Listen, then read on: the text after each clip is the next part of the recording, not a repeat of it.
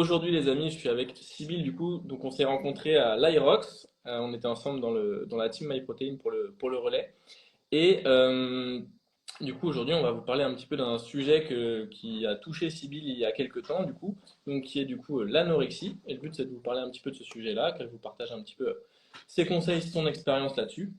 Le but, c'est de vous aider un maximum. Et si tu veux, bah, Sybille, je te laisse un petit peu te présenter. Et d'ailleurs, tu es la première femme avec que j'invite sur Oh, mes lives. Donc, tu as l'honneur d'être la première. Donc, vas-y, présente-toi un petit peu, dis-nous un petit peu ton parcours. allons-y. Alors, du coup, j'ai 20 ans. Je m'appelle Cyril, comme la Suzanne. Donc, j'ai commencé les réseaux il y a après un an et demi. Euh, j'ai voulu commencer pour justement pouvoir partager mon expérience avec l'anorexie et comment j'ai pu en sortir. Et comment le sport, surtout, m'a aidé à retrouver une relation saine avec le sport, mon corps et l'alimentation. Ok. Est-ce que le son est good? Le son est good pour moi, en tout cas. Je pense Qu'est-ce que qui se passe? T'as pas vu? tu as fait ça, il y a un pouce normalement. Non, c'est Non, pas il y a ça? il y a des feux d'artifice partout. Ah, mais en fonction des gestes que tu fais, des fois, il y a Ok, des effets bref, qui je continue. arrivent. Donc, Quelqu'un qui a dit ça bug. Je pense que c'est la personne, parce que je l'ai sur mon PC, ça marche très bien. ok. Donc, j'ai commencé la musculation il y a maintenant un an et demi, pareil, je pense. Ok. Euh, et très vite, ça a été le sport qui m'a aidé à prendre confiance en moi, à me rendre compte que j'étais capable d'être forte et physiquement et mentalement et à me surpasser. Et j'ai directement, enfin vraiment, une passion pour le sport, pour ce sport en particulier, alors que j'ai fait des tonnes et des tonnes de sport toute petite et j'ai jamais eu de coup de cœur, mais par contre, la musculation réellement a un coup de cœur. Ok. Et du coup, au point que j'ai décidé de devenir coach. Et donc, officiellement, depuis bah là, littéralement 3 jours, j'ai mon diplôme. Donc, voilà mon petit cheminement. Voilà. Ok. Ah, attends, il y a peut-être un problème d'écho. Attends, je vais juste écouter dans le casque. Bah, c'est ce que je me dis, ouais. Est-ce que c'est mieux? Alors, Non? on va voir. Quand on double, c'est hyper désagréable. Je pense que c'est de ton côté, du coup, vu que c'est Ouais, toi qui parlais. je Peut-être pense que aussi, ouais. ton micro était peut-être trop proche Parce que j'ai d'un. été posée. Normalement, c'est bon. On va voir ce que les gens nous disent.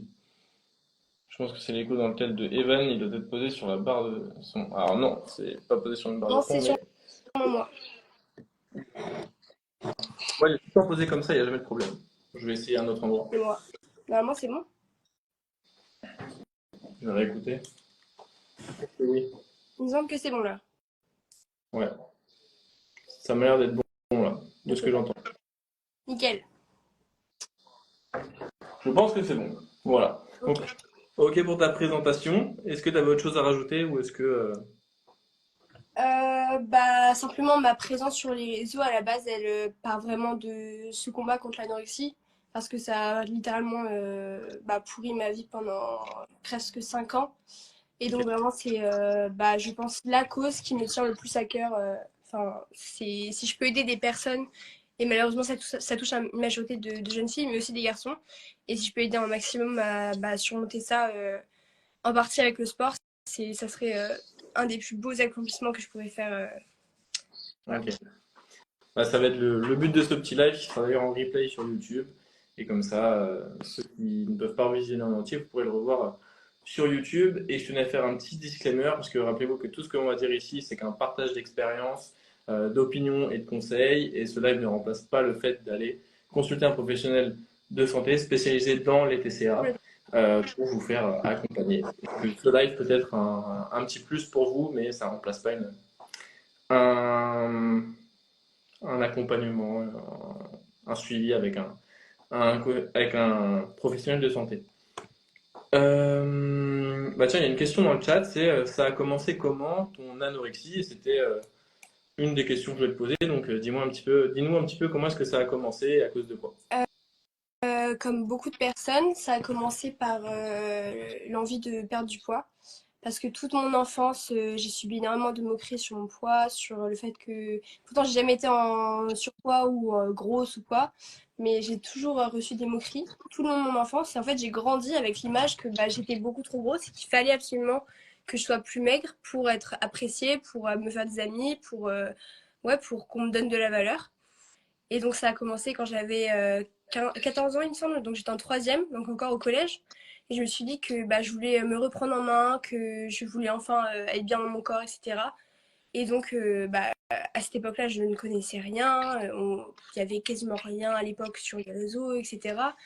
Et donc, juste, je me suis dit, bah, enfin, la classique, je vais juste simplement manger moins, quoi. Enfin, normal. Et puis surtout, j'ai commencé à éliminer beaucoup par catégorie d'aliments. Donc par exemple, je sais pas pourquoi, mais dans ma tête, je me suis dit, bon bah, fromage, on a toujours dit que le fromage, ça faisait grossir, le pain, etc. Donc j'ai commencé petit à petit à éliminer des catégories d'aliments. Et surtout, la chose qui m'a fait tomber, genre, raide là-dedans, et vraiment, c'est un enfer, et je recommande à tout le monde d'arrêter, c'est de se peser. Mm.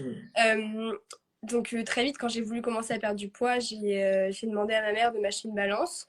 Et au départ, ma mère, bon bah pareil, elle ne voyait rien de mal en soi, donc enfin je peux pas lui en vouloir, etc. Donc elle m'avait acheté une balance parce que je m'étais jamais enfin je me pesais pas régulièrement quand j'étais plus petite, seulement quand j'allais chez le médecin ou quoi. Et le problème, c'est qu'en fait, je suis tombée directement dans l'addiction au fait de me peser.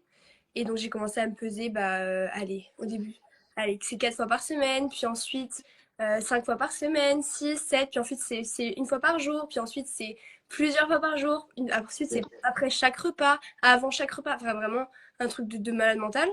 Et en fait, bah, à partir du moment où j'ai commencé à manger moins, évidemment, forcément j'ai perdu du poids. Et en fait, le fait de voir le poids qui commençait à baisser sur la balance, bah, ça m'a rendu complètement addict en fait. Je voyais le poids descendre, plus j'avais l'impression de reprendre le contrôle sur ma vie, plus j'avais l'impression qu'on allait m'aimer, plus je recevais des compliments, j'avais l'impression de me sentir mieux dans mon corps, etc. Sauf que c'était hyper malsain, c'était pas fait d'une façon saine. Et j'étais vraiment bah, directement tombée dans l'addiction du poids et du fait de maigrir. Et malheureusement pour moi, c'était que le début. Mais voilà, le point de départ, ça a été simplement le fait de vouloir perdre un peu de poids. Et je pense que malheureusement, c'est le point de départ d'énormément de personnes qui ensuite tombent dans les TCA et dans l'anorexie. Ok. Voilà. Ok. Donc ouais, en fait, c'est vraiment en fait un manque toi de connaissances que tu avais sur comment perdre du poids. Puis en fait, je pense des petits shots de dopamine ou de satisfaction quand tu perdais du poids et qui t'ont poussé à toujours en vouloir plus en fait, Yes. qui t'ont poussé à même te peser plusieurs fois par jour, quoi. Après, en soi, tu vois, enfin, même, enfin, j'ai un moment donné dans ma vie où j'ai eu une énorme phase de grosse, grosse colère et de. J'en voulais énormément en fait aux personnes qui m'avaient en soi fait du mal quand j'étais plus jeune parce que ensuite avec le recul je me suis dit mais genre, c'est de leur faute, c'est de leur faute si maintenant je suis comme ça, c'est de leur faute si je souffre autant. Euh, Parce qu'en soi j'avais pas de problème de santé, j'étais pas en surpoids, enfin vraiment j'avais rien qui. Enfin, j'étais un peu potelée, mais tout allait bien, quoi. J'étais en bonne santé, et voilà. Et c'est simplement, en fait, le mal-être on- bah, qu'on m'a balancé à la tête toute mon enfance et mon adolescence qui m'est revenu en plein fouet. Et le problème, c'est que, bon, on en parlera sûrement après, mais il y a en fait un peu des espèces de personnalités, de personnes anorexiques. Bon, c'est très bizarre dit comme ça, mais ce sont des personnes qui vont être très perfectionnistes, qui vont s'investir à fond, par exemple, scolairement, qui vont vouloir être parfaits sur tous les aspects de leur vie, contrôler tout. Et en fait, le problème, c'est que, enfin, c'est ces personnalités-là, si elles frôlent tout ce qui est au niveau du poids, etc., bah, c'est sur ça que va se projeter, en fait, leur perfectionnisme, etc., leur contrôle. Et du coup, c'est comme ça qu'on va tomber hyper facilement dans l'anorexie parce qu'évidemment, tout le monde, enfin, toutes les personnes qui font un régime ne tombent pas dans l'anorexie, et heureusement. Mais, euh, mais voilà. Ok, il y a des personnalités, on va dire, de base qu'on peut retrouver des traits de caractère chez les personnes Alors, anorexiques. C'est ça que tu dis en gros? Ok. ça, c'est ce que vont Ah, beaucoup dire les médecins, mais en soi, il faut évidemment pas généraliser. Mais c'est vrai que on va souvent parler du coup bah, d'un perfectionnisme. Genre le fait de, par exemple, moi ça a été mon cas et c'est sûrement le cas des personnes qui en souffrent, le fait de vraiment s'impliquer à mort scolairement pour en fait bah, exceller partout, ne jamais avoir de mauvaises notes, parce qu'on veut vraiment avoir le contrôle sur tout et surtout, enfin moi en tout cas c'était mon cas, en fait, le fait d'avoir des bonnes notes, j'avais l'impression qu'on était fiers de moi autour de moi, que mes parents étaient fiers de moi. Et j'avais l'impression que ça m'ajoutait de la valeur. En fait, je me disais, bah, au moins, entre guillemets, bon, c'est débile, hein, mais je suis intelligente, j'ai des bonnes notes, donc j'ai la validation, on va dire, des scolaires. Autour de moi, tout le monde est fier de moi, etc. Et comme ça m'ajoutait de la valeur parce que j'avais tellement peu de confiance en moi. C'était un des seuls aspects sur lesquels j'arrivais à aller chercher un peu de confiance en moi. Ok. Et du coup, tu as projeté ça en gros sur le fait de perdre du poids et d'aller chercher, pareil, en fait, le poids le plus bas. Ça s'est répercuté un peu là-dessus comme ça, quoi. Ouais, enfin, du coup, à la base, un peu comme toute personne qui commence une perte de poids, on se fixe cet objectif débile de perdre, allez, j'ai envie de perdre 10 kilos, mais qu'est-ce que ça veut dire perdre 10 kilos? Peut-être qu'à 10 kilos, tu seras toujours, enfin, c'est même sûr, tu seras pas satisfait. Enfin, le poids, pour moi, c'est la pire représentation de, enfin, il faut vraiment pas se baser dessus. Évidemment, quand tu es en obésité, etc., bon, bien sûr, c'est une valeur importante et il faut en prendre compte, mais c'est pas du tout un bon indicateur de santé ou de forme ou quoi. Et, et malheureusement, en fait, bah, peu importe le poids que tu perds, tu seras jamais satisfait. Ouais. Jamais, jamais, jamais. T'as toujours envie de plus, c'est l'humain de toute Voilà, façon, il n'en a jamais assez c'est et ça. Il il veut faudra toujours ce qu'il n'a toujours, toujours pas. plus. Ok. Je donnerai pas des chiffres exacts, mais en tout, j'ai dû perdre 20 kilos quand même. Hein. C'est énorme sur Surtout, 1,63 m, ouais, t'es pas très grande, c'est ce que j'allais dire. c'est Enfin, sans énorme. doute. Ouais. Ok. Ouais, bah c'est sûr que ouais, 20 kilos, ça peut vraiment faire une grosse différence, surtout pour une personne qui fait ouais, 1,63 m pour toi. Ça peut être, en termes de pourcentage de poids de corps, ça peut être énorme. Par rapport à ton poids de base, Ouais, tu peux facilement tirer un tiers de ton poids, je pense, des fois, quoi. ouais. Il y avait une question dans le chat, c'est ça ne me touche pas personnellement, mais une proche, mais ça touche une proche du coup, elle se sous-alimente et je ne sais pas comment l'aider ou essayer de peut-être comprendre, et le sport ne lui a pas donné un déclic. Qu'est-ce que tu pourrais donner comme conseil à une personne du coup qui voit une amie à elle ou quelqu'un de sa famille qui commence un petit peu à tomber là-dedans? C'est des messages que j'ai déjà reçus pas mal de fois. En général, c'est plutôt l'entourage qui s'alerte que la personne en elle-même. Ok. Euh, c'est hyper compliqué d'accompagner une personne qui souffre de TCA ou d'anorexie. Euh, Enfin, si tu es ami avec elle ou quoi, tu peux lui apporter évidemment un soutien, mais tu ne pourras pas l'aider à guérir. Enfin, tu pourras évidemment aider, on va dire, à améliorer son mode de vie global, mais bon, il y en a beaucoup qui parlent de déclic, etc. Moi, j'y crois pas trop. J'ai pas eu de déclic, honnêtement. Euh, pour moi, les points essentiels, ça va pas surtout de ne pas la forcer à manger. C'est pas une solution. Tu peux faire l'inverse. Ça, le combat de ma vie, c'est vraiment de rappeler aux gens que l'anorexie mentale, c'est une maladie psychologique, c'est un trouble psychologique, Hmm. et c'est absolument pas simplement le fait d'être maigre. Donc, enfin, moi, je prends ça énormément à cœur quand, par exemple, dans la rue, on voit une personne très très maigre et on va dire, ah, elle est anorexique, mais là, vraiment, je vous jure, intérieurement, j'ai envie de tout déglinguer parce que ça me fout hors de moi. Parce que, bah, évidemment, quand tu l'as vécu, que ça t'a littéralement traumatisé, c'est abominable d'entendre ça. Mais donc, la forcer à manger, ça ne sert à rien.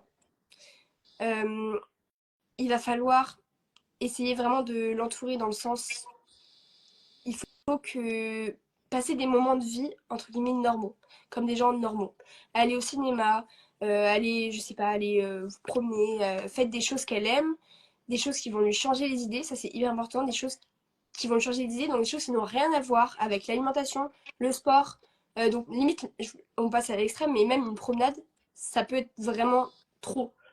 Limite, je sais pas, posez-vous dans, regardez la télé, etc. Si elle a pas envie de manger, c'est pas grave. Petit à petit, ça va être à elle, en fait, de voir que la nourriture, c'est aussi un lien social, en fait. Et de toute façon, ça, c'est hyper commun dans l'anorexie, pareil. Une personne qui souffre d'anorexie, malheureusement, elle va énormément s'isoler. Et en fait, le fait de sortir, aller avec des amis, bah, par exemple au cinéma ou quoi, elle va certainement refuser dans la peur d'avoir l'obligation en fait de manger. Et Ok. ça, moi également, je l'ai vécu énormément. Je me suis complètement isolée au point de ne plus avoir aucun ami. Et malheureusement, on ne peut pas en vouloir aux personnes qui nous entourent, nos amis à l'époque. Mais beaucoup de gens nous lâchent en fait parce que la vérité, c'est que on est insupportable. Dans le sens où tout tourne autour de la maladie. Nos têtes, 99% de nos pensées, c'est poids, perdre du poids, manger, parce qu'on est obsédé par la nourriture. On pense tout le temps à manger, puisqu'on est tellement en dénutrition que notre corps, en fait, il ne pense qu'à ça, puisqu'il ne reçoit pas assez de nutriments. Donc, passer des moments à faire des choses qu'elle aime. Ça peut être dessiner, enfin peu importe vraiment, mais des choses qu'elle apprécie profondément et qui vont lui changer des idées, donc qui n'ont rien à voir avec la maladie. Évidemment, l'écouter sans juger, parce que malheureusement, en fait, quand on ne vit pas la maladie, c'est impossible de comprendre ce que c'est. Et maintenant que j'ai le recul, ça paraît fou, ça paraît fou. Mais quand on y est, il n'y a absolument rien qui pourrait nous faire changer d'avis sur le fait que, imaginons, je ne veux pas manger un brocoli, c'est mort. Je ne mangerai pas un brocoli, mais vraiment, au point de. Imaginons que tes parents t'obligent à rester à table, tu pourrais y rester 5 heures s'il faut, Ok. pour ne pas manger le brocoli. Hein. Vraiment, c'est. Et malheureusement, ça amène à énormément de conflits avec l'entourage, que ce Mm. soit les parents, les amis, etc. C'est vraiment une maladie très compliquée pour l'entourage également. Pour les frères et sœurs, etc. C'est très compliqué. Donc, être présent moralement, mais aussi faire des choses avec elle qu'elle aime et ne pas forcer la main, parce que malheureusement, ça ne sert à rien. Je l'ai vécu et en fait, ça va risque bah, ouais, juste de créer des conflits inutiles alors que c'est une personne, il faut se dire que vraiment, elle est en énorme détresse psychologique parce que l'alimentation, en fait, c'est simplement le reflet d'un mal-être intérieur et c'est pas du tout là, en vrai, la vraie cause, c'est pas simplement le fait de maigrir, en fait. J'ai toujours dit, et c'est assez terrible, mais l'anorexie, c'est un suicide à petit feu, réellement. C'est-à-dire que, en plus, avec l'anorexie, arrive quasiment à 80% la dépression avec, parce que pareil, quand on est dénutri, on est beaucoup, beaucoup plus sensible au fait de souffrir de dépression. Et, et c'est réellement un suicide à petit feu. Lorsque j'étais vraiment au plus bas, honnêtement, je ne savais vraiment pas si j'allais en sortir et je ne savais pas si je voulais en sortir surtout. Enfin, je ne voulais pas en sortir même, il faut le dire. Je voulais pas sortir de la maladie. Et qui compte essayer de m'en Tu savais, sortir? tu savais que tu étais quand même anorexique quand tu étais dans l'anorexie ou Euh, En fait, moi, est-ce que tu en avais c'est. conscience quoi? Non, pas de souci. C'est arrivé super vite. Genre, vraiment, j'ai envie de dire vraiment 3 semaines après avoir commencé à me peser, je savais déjà intérieurement qu'il y avait un truc qui déconnait parce que c'était vraiment trop obsédant, vraiment trop, trop, trop. Et j'ai alerté mes parents hyper vite en leur disant, mais je comprends pas, ça m'obsède énormément, vraiment, j'arrive pas à penser à autre chose qu'à ça. Tous les matins, je me levais, première chose, je checkais dans le miroir est-ce que j'avais perdu du poids, j'allais me peser et tout, enfin, vraiment une horreur. Et du coup, j'ai alerté mes parents. Et en fait, très vite, euh, on m'a aiguillée vers une psychologue. Donc en fait, moi, j'ai été très vite accompagnée. Et c'est là également où c'est le combat de ma vie, clairement. Donc, je suis allée voir une psychologue dès le début. Donc, j'étais dans l'anorexie déjà. Mais en fait, comme je n'étais pas encore en dénutrition, bah, en fait, on m'a pas du tout pris au sérieux. J'avais beau lui dire tout ce que je faisais, toutes mes pensées obsédantes, enfin, toutes les choses typiques de l'anorexie. Bah, en fait, on m'a pas du tout pris au sérieux parce que je n'avais pas le physique d'une personne anorexique. Enfin, et bah maintenant, 4 ans après, ça me révolte parce qu'en fait, peut-être, enfin je ne suis pas sûre, mais peut-être que si j'avais été bien pris en charge dès le début, bah, ça m'aurait évité des années et des années et des années de torture, littéralement. Et donc vraiment, mon combat, c'est anorexie mentale, c'est différent d'un poids. En fait, le poids, enfin la maigreur, ça va être simplement le reflet de plusieurs mois de, de souffrance et de qu'on s'inflige en fait. C'est tout. Mais une personne qui est en surpoids peut souffrir d'anorexie mentale. Mm. C'est simplement que ça peut être que le début ou voilà, enfin Ouais. voilà, Ton physique ne veut pas dire que tu n'es pas anorexique, quoi. complètement. Si tu es au tout début, tu peux avoir un taux de masse grasse très élevé et être anorexique. C'est juste que c'est une question de temps pour que tu descendes à un physique Complètement. Et c'est considéré. tragique, par exemple, dans les hôpitaux psychiatriques, donc, ou même dans les hôpitaux où on prend en charge les personnes qui souffrent de TCA et d'anorexie. C'est terrible, hein, mais en fait, on prend en charge uniquement si tu as un IMC en dessous de tel IMC. Je sais plus si c'est 16 ou 14, je sais plus. Non, ça doit être 14. Je sais plus. Sachant que en dessous de 18,5, déjà, on est considéré comme en Ouais, sous-poids. c'est ça, en dessous de 16. C'est-à-dire qu'en dessous de 16, non, non, au-dessus de 16, on s'en fout. Je te laisse souffrir chez toi toute seule, alors que la personne peut peut-être être vraiment au bord du gouffre. Bah, si t'as pas le poids limite, c'est mort. C'est scandaleux. Désolée, vraiment, c'est scandaleux. Vraiment, Bah ouais. En fait, ouais, c'est vraiment, si t'es pas en dessous d'IMC 16, tu peux pas être hospitalisé, quoi. Ouais. Ok. Enfin, après, ça dépend les cliniques, les hôpitaux, etc. Mais pour moi, c'est Ouais. vraiment. C'est que On dans est les encore. extrêmes. Ouais. C'est que, ouais. Ok. Mais pour moi, au niveau d'un point de vue accompagnement des professionnels, en France en tout cas, on est vraiment encore beaucoup, beaucoup trop limite. Mais vraiment beaucoup trop limite. C'est. Malheureusement, avec le confinement, le Covid et tout, les TCA, ils ont flambé, flambé, flambé, Ok. flambé. Mais, et donc forcément, bah, il y a plus de professionnels qui s'y intéressent, etc. Mais les hôpitaux étaient blindés vers 2020. Bon, enfin, on en parlera peut-être après, mais j'ai fait un séjour à l'hôpital et toute l'unité était remplie de personnes qui souffraient de TCA, quoi. C'est monstrueux. Ok. Ouais, donc c'est là, il faut vraiment que les professionnels se penchent sur sur ce côté-là, parce qu'il y a vraiment une forte demande, entre guillemets, enfin un fort besoin plutôt, Ouais, d'un point de vue patient, et que même en termes d'infrastructure, je pense que c'est pas, ce que tu dis, c'est pas assez développé, quoi. ouais. Bah oui, même les psychologues, s'ils sont pas spécialisés là-dedans, bah en général, ils vont pas savoir accompagner. Si tu vas voir un pédiatre, bah en soi, le pédiatre, il peut rien faire pour toi. Il est simplement là pour t'ausculter, donc il va rien faire pour toi. Enfin, en fait, il n'y a pas vraiment de. C'est compliqué, c'est compliqué. Hmm. Ok. Et tu parles de d'anorexie mentale, du coup, il y a plusieurs types d'anorexie. Qu'est-ce que c'est l'anorexie mentale? Et est-ce que tu peux nous éclairer là-dessus, du coup? Du coup, on va avoir deux termes, l'anorexie et l'anorexie mentale. Du coup, l'anorexie, elle serait simplement décrite par le fait de ne plus vouloir se nourrir. Ok. Enfin, ou du moins, non. Je devrais plutôt dire le fait de ne pas se nourrir et du coup de maigrir. Mais il n'y a pas cet aspect psychologique, on va dire. C'est vraiment simplement un état de maigreur, du coup. Et par contre, du coup, l'anorexie mentale, c'est du coup vraiment un trouble psychologique.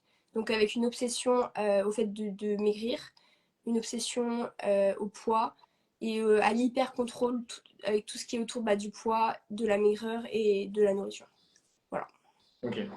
Et du coup, Ok. également une profonde détresse psychologique. Ok. Et tu vois, c'est intéressant parce que je savais même pas qu'il y avait plusieurs types d'anorexie, tu vois, qui existaient. Bah, c'est Même- Ouais. vulgarisé, donc Mais c'est ouais, tu peux avoir des profils différents qui sont dans l'anorexie, quoi. ouais. Ok. Ouais, il y avait une question. Elle a compris qu'elle était malade. À quel moment a-t-elle eu le déclic seule? Bah, du coup, tu nous as dit que, enfin, elle a mis malade entre guillemets, hein. Euh, du coup, tu nous as dit que tu avais compris assez rapidement de ton côté, toi. C'est Ouais. ça? Et tu m'as dit aussi que toi, tu n'avais pas eu de déclic. Du coup, ça a été quoi? Ça a été progressif? Ça a été comment est-ce que ça... Ouais, du coup, pour moi, enfin, il y a des personnes qui parlent d'un fameux déclic. Personnellement, c'est pas quelque chose que j'ai vécu. Et le problème de beaucoup de personnes qui en souffrent, c'est qu'elles attendent, elles en se disant, bah, je vais l'avoir le déclic, je vais l'avoir, mais en fait, enfin, ça se passe rarement comme ça. Et pour moi, et c'est pour ça que tout à l'heure j'ai parlé du fait de faire des choses qu'on aime, qui nous font vibrer, etc. Parce que moi, ce qui m'a vraiment aidé à en sortir petit à petit, sachant que c'est très très très très long, bon, du moins ça l'a été pour moi, ça a été vraiment en fait de revivre des moments de vie normaux avec des gens que j'appréciais, des amis, etc. Petit à petit, bah, recommencer à sortir, à voir du monde. Alors vraiment, on y va petit à petit. Et en fait, réussir à me détacher de cette obsession de la maladie en faisant des choses enfin, qui me servaient de distraction, entre guillemets. Et en fait, voir que bah, la vie en elle-même, c'est un peu vague, mais que la vie était bien plus importante que la mort. Enfin, que je savais très bien que en restant dans ma maladie, en fait, ça ne me menait nulle part, à part, clairement, enfin, je pense que si j'ai resté là où j'étais encore plusieurs mois, c'était fini pour moi, Ouais. honnêtement. Et, euh, et en fait, ouais, simplement bah, retrouver de nouveau rire, de nouveau passer des bons moments, bah, ça m'a permis de m'accrocher à ça. Mais le gros problème, en fait, c'est que quand tu es dans l'anorexie, tu es tellement accroché à ta maladie que, bah, comme je te dis, tu t'isoles énormément, donc tu n'as pas envie. Et comme tu n'as pas envie de... Enfin, beaucoup de personnes, en fait, n'ont pas envie de guérir. Et c'est ça qui est aussi très... Enfin, personne ne le sait, mais il y a énormément de personnes qui sont anorexiques qui ne veulent pas guérir. Vraiment, ça peut paraître fou, mais on ne veut pas guérir, on ne veut pas sortir de l'anorexie, on veut y rester parce qu'on ne veut absolument jamais de la vie prendre du poids. C'est vraiment notre pire hantise. Vraiment, limite, on préfère mourir que prendre du poids. C'est fou, hein, mais... Et du coup, malheureusement, je vais te dire, parce que s'il y a des personnes qui souffrent d'anorexie qui vont me voir, il y en a qui disent qu'il faut absolument prendre du poids pour guérir. Au début, je pensais que non. Lorsque j'étais dans mon processus de vouloir aller mieux, je me disais que je pourrais guérir sans prendre du poids. C'est faux. Vous êtes dans le déni si vous pensez ça. Parce que, en fait, comme j'ai dit aussi tout à l'heure, c'est physiologique. Mais quand on est dénutri, en fait, on broie du noir, on souffre de dépression, on est déprimé, enfin, on fonctionne plus physiologiquement, le corps fonctionne plus du tout correctement. Et en fait, le fait de reprendre du poids petit à petit, bah, j'ai commencé à voir en fait des aspects positifs. Comme je l'ai dit, j'arrivais de nouveau à rire, alors que honnêtement, peut-être que je n'ai pas réussi à rire pendant 2 ans. Vraiment, c'est fou, hein. Mais t'as plus d'émotion, tu ressens plus rien à part le, enfin, à part le vide et la détresse. Tu ne ressens plus aucune émotion positive. Euh, et du coup, le fait de commencer à reprendre du poids, ça a commencé à me refaire vivre des choses agréables. Et en fait, du coup, ça a été un cercle vertueux, même si la prise de poids a été terrible. Vraiment, ça a été hyper, hyper, hyper dur.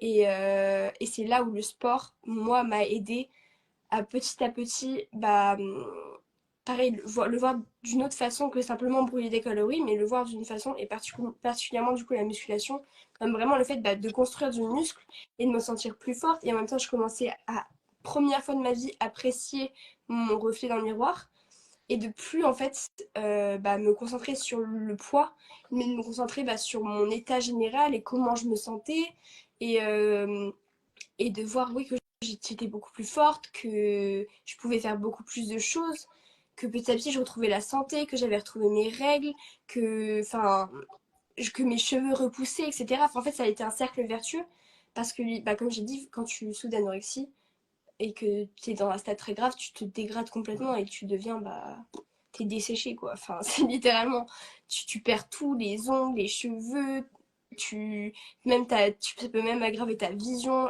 ostéoporose, donc perte de densité osseuse.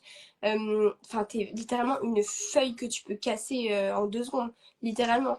Tu perds tous tes Si t'as muscles. une mauvaise chute, un accident, tu peux. Ah, mais vraiment, tu as le corps d'une mamie de 80 ans, hein, vraiment sans blague, hein. C'est dramatique. Et le pire, c'est que tu te vois dépérir, mais tu aimes ça. C'est terrible, vraiment, c'est terrible. Et quand tu es dans cette phase d'anorexie, là, où tu es très très basse en termes de poids, est-ce que toi, t'aimes ton reflet dans le miroir à ce moment-là? Est-ce que tu trouves ton corps joli? Ou au contraire, pas du tout? C'est assez contradictoire, mais déjà, encore une fois, t'es jamais satisfait. Euh, et c'est même pas vraiment une question de beau ou moche. C'est assez incompréhensible, mais c'est vraiment juste le fait de vouloir être la plus maigre possible. Et en fait, ça n'a pas de sens. Ça n'a pas de sens parce que même, je me souviens que des fois, ça m'arrivait lorsque j'étais très bas, je réessayais des vêtements que je mettais un an auparavant. Et c'est là, par contre, que des fois, j'avais un choc, je me disais, waouh, là, c'est vraiment choquant parce qu'on pouvait vraiment littéralement me passer 2 fois dans le pantalon. Ok. Je me disais, waouh. Parce qu'en fait, je me rendais pas compte. Enfin, on parle beaucoup de dysmorphophobie. On ne se voit pas du tout, du tout, du tout comme on est. Ça paraît, ça peut paraître fou et on peut ne pas comprendre. Mais en fait, même si t'es maigre, maigre, maigre, tu ne te verras jamais comme tu es. Et c'est pour ça que c'est un cercle qui ne s'arrête jamais, puisque tu n'es jamais assez maigre, donc tu continues à maigrir et jusqu'à ce que tu aies des problèmes de santé terribles et que là, t'as plus le choix, quoi. Mm. Ouais, en fait, c'est vraiment.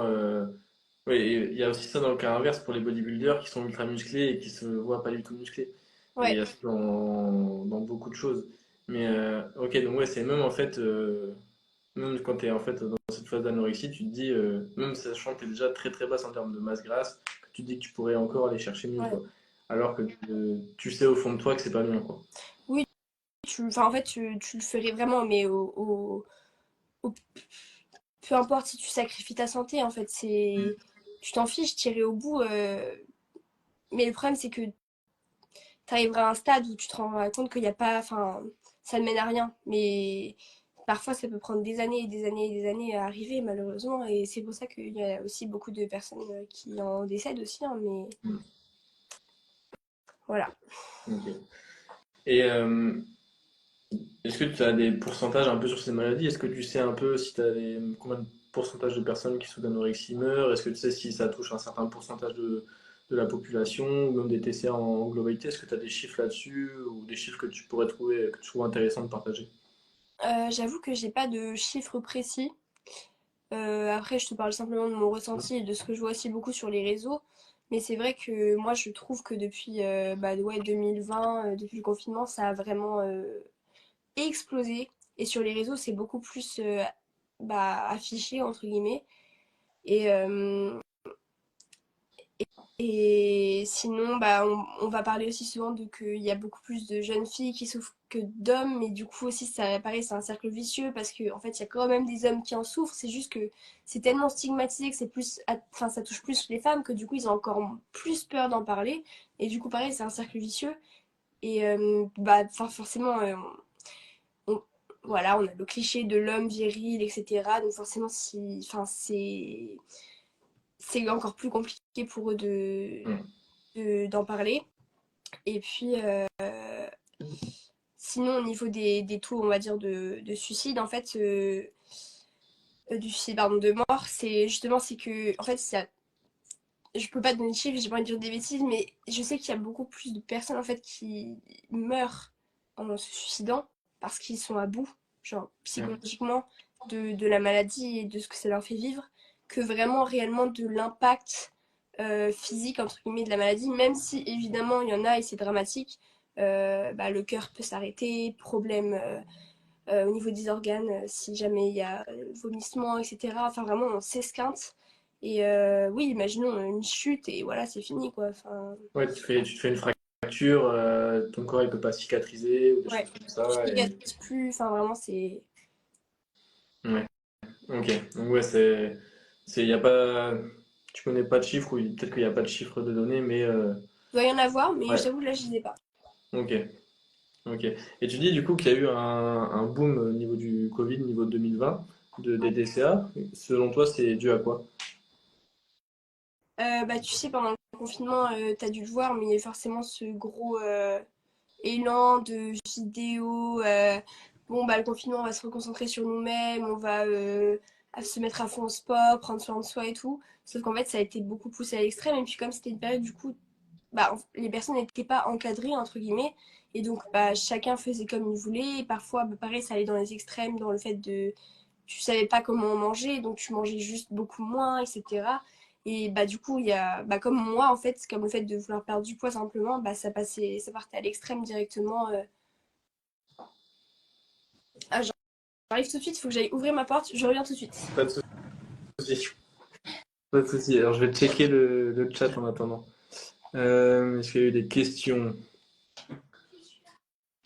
Est-ce qu'il y en a des troubles parfois? Bah, tiens, ça, c'est une très bonne question qu'on va aborder.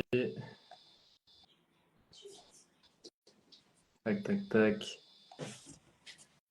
C'est bon. C'est bon, t'es là? Ouais. Hop. Est-ce que tu avais fini du coup là-dessus?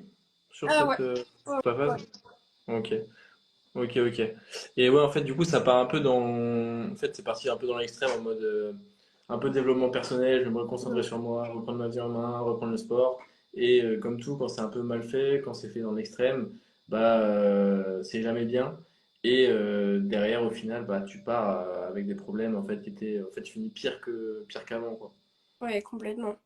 Après, là, on parle de l'anorexie, mais tu vois, on pourrait parler même de l'orthorexie, dont en fait beaucoup de sportifs, typiquement dans le bodybuilding, en souffrent, hein. Je sais pas si tu connais un peu l'orthorexie. Pas du tout. En gros, c'est l'addiction au sport, au fait de manger hyper sainement, donc ne s'autoriser aucun écart, etc. Et en fait, enfin, les gens, limite, les gens ne le savent pas, mais ils tombent dedans. Pareil quand ils s'intéressent bah, à la muscu, au bodybuilding et tout. Donc c'est pour ça que il faut faire quand même très attention, typiquement dans les sports comme le bodybuilding, parce que bah, on touche beaucoup à l'apparence, au poids, etc. Et donc forcément, on est sensible à ça. Donc il faut être très vigilant, être encadré si possible. Hmm. Et genre, je fais la petite parenthèse là-dessus, par rapport au sport et l'anorexie.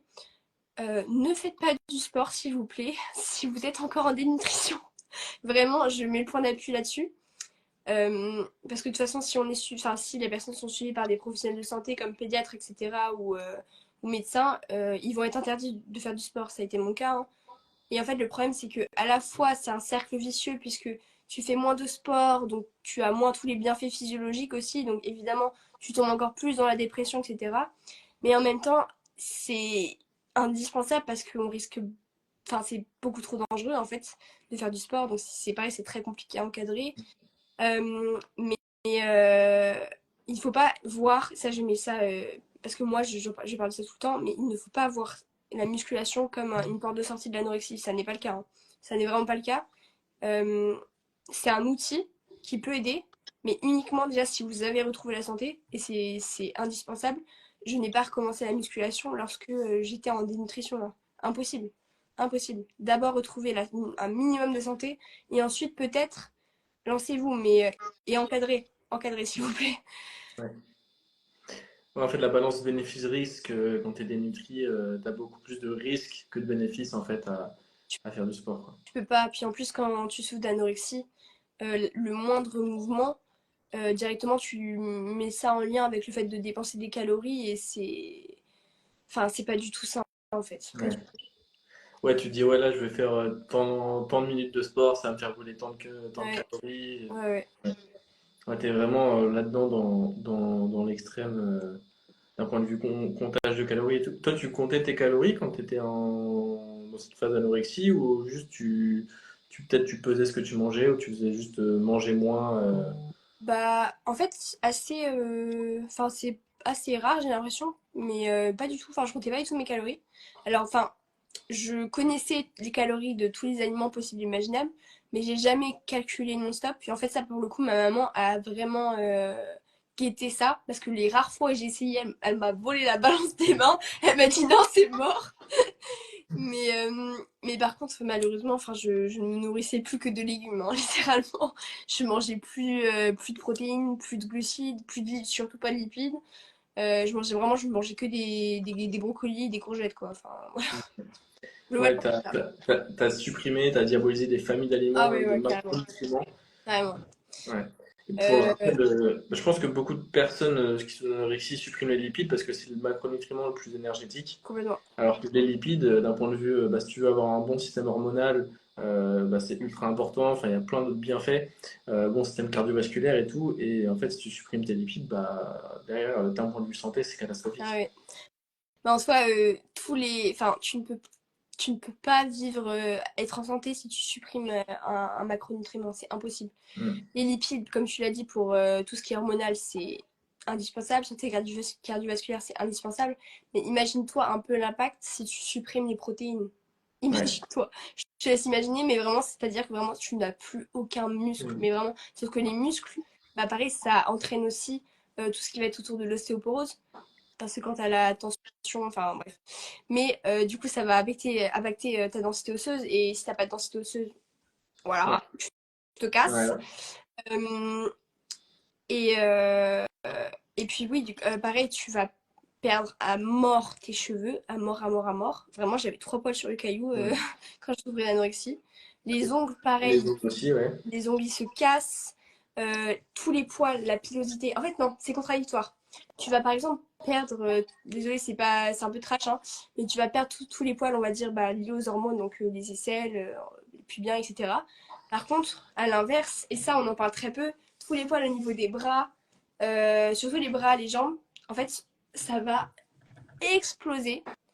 En fait, Ok. c'est le corps qui va venir se défendre parce que quand on se d'anorexie, on est hyper. Comment on risque d'avoir extrêmement froid en fait. On va mourir de froid parce que bah il y a plus assez de couches en fait de graisse pour nous protéger du froid et on meurt de froid tout le temps, tout le temps, tout le temps. Et en fait du coup le corps bah ça va être sa façon de se protéger. Il va créer en fait bah, de la pilosité. Et donc on va se retrouver vraiment avec des super longs poils partout sur les bras.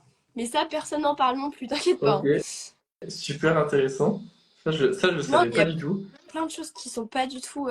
Et en fait, c'est que quand tu lis, tu dis ah merde, il y a peut-être un lien en fait. Ok, parce que ouais, le rôle de votre corps en premier, c'est de vous maintenir en vie. Et en fait, il va le faire Totalement, par tous les moyens possibles. totalement. Euh, et quand il n'y a plus de gras, du coup, donc la graisse, un de ses rôles d'ailleurs, c'est de vous protéger un peu du froid, c'est thermo-isolant. Et du coup, quand il n'y a plus ça, du coup, il trouve un autre moyen en fait. Ouais, C'est le rôle du corps, hein, il veut toujours trouver un autre moyen pour complètement. te défendre, Et pour te maintenir en vie. c'est également pour ça que bah, les femmes perdent leurs règles. Très, enfin, moi, c'est arrivé très très vite. Et pourtant, pareil, j'étais pas encore en dénutrition. Mais simplement, bah, le fait de manger d'un coup beaucoup moins et surtout, par exemple, supprimer les lipides, en fait, le corps, il se met en mode survie. Et comme les règles, c'est pas vital en soi, il va arrêter de s'occuper de ça pour se concentrer sur des choses plus vitales, bah, comme la santé cardiovasculaire, etc. Mais les règles, elles seront plus là. Et bah, mais c'est quand même très problématique. Et les règles, pareil, c'est un lien avec tout ce qui est ostéoporose et santé hormonale. Et c'est pas bon du tout de pas avoir vos règles. Donc les filles, si vous n'avez pas vos règles, ça n'est pas normal. Ça n'est vraiment pas normal. Et il faut pas juste se dire ah cool, j'ai pas mes règles et tout. Parce que moi aussi j'étais en mode bon, c'est bon, comme ça je suis C'est moins tranquille. Mais non, vraiment chaud et pas. tout. Vraiment pas. Ouais. Ouais, ouais, et puis oui, hein, c'est comme dans un déficit très prolongé. Quand tu es trop bas en termes de calories pendant trop longtemps, ton corps il coupe tous les systèmes Mm, inutiles, entre non, pareil. guillemets, et il va mettre l'énergie là où il y en a besoin, donc ton cœur, ton système respiratoire, tout ce qui est indispensable en fait à ta survie. Exactement. Et en fait, c'est encore ton corps qui utilise tous les moyens possibles pour te maintenir en vie le plus longtemps Complètement. possible. Mais le corps est absolument magique. C'est magnifique, hein. Ouais, Et d'ailleurs, heureusement heureusement qu'il fonctionne comme ça parce que sinon, ouais. ce serait compliqué. Imagine, dès qu'on était un peu en manque de lipides ou de protéines, tu sais, Mm. ce serait cata un peu. Euh, il y avait une question dans le chat, c'est est-ce que tu as toujours des troubles parfois? Est-ce que tu as des restes entre guillemets d'habitudes que tu avais prises par le passé? Est-ce que ça te hante entre guillemets toujours? Alors, je vais dire oui.